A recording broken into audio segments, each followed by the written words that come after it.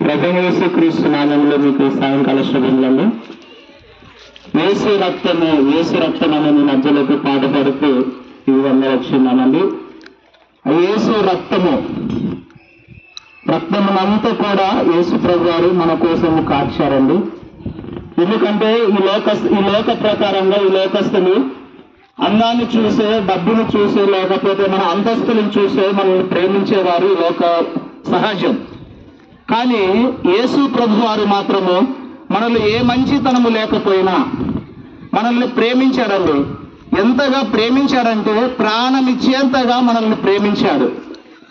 నీ కోసము, నా కోసము, సమస్త యొక్క మనుషుల కోసము పాపముల నిమిత్తమై యేసు ప్రభు వారు కల్వరి శిలువలో ఘోరాతి ఘోరంగా చనిపోయారండి. నీకోసం నీ భర్త ప్రాణం పెట్టలేరు, నీ భార్య ప్రాణం పెట్టలేరు, నీ బిడ్డలు ప్రాణం పెట్టలేరు. కానీ యేసు ప్రభు వారు నిన్ను ప్రేమిస్తున్నారు గనుక నీ కోసము తన ప్రాణాన్ని వెలగా అర్పించారండి.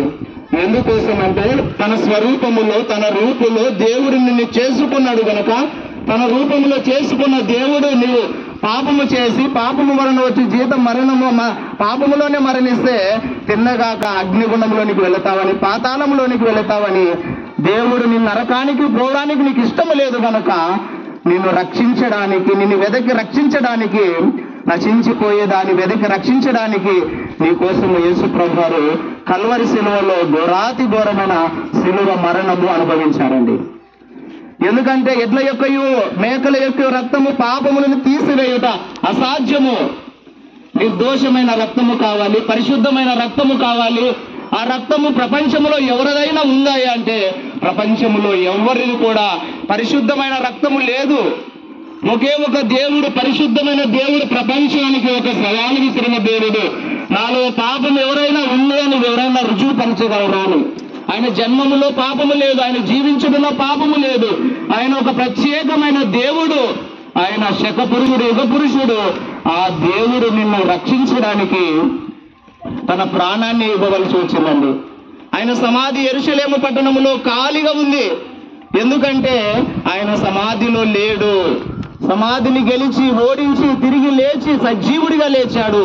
మరణముతో ప్రపంచంలో ఎంతటి వారైనా, ఎంతటి గొప్పవారైనా మరణము దగ్గరకు వచ్చేలోపు ఓడిపోతారండి. జీవ సమాధి చేయండి, నేను 3వ రోజున బ్రతుకుతామని ఎందరో చెప్తారు. కానీ సమాధిలోనే ఉండి కుళ్ళి శవమైపోయి నేటికి మన మధ్యలో వారి సమాధులు ఉన్నాయి. కానీ యేసు ప్రభు వారి సమాధి మాత్రం ఆసియా ఖండంలో ప్రపంచానికే మధ్యలో యేసు ప్రభు వారి సమాధి ఖాళీగా ఉంది. ఎందుకంటే ఆయన సమాధిలో లేడు.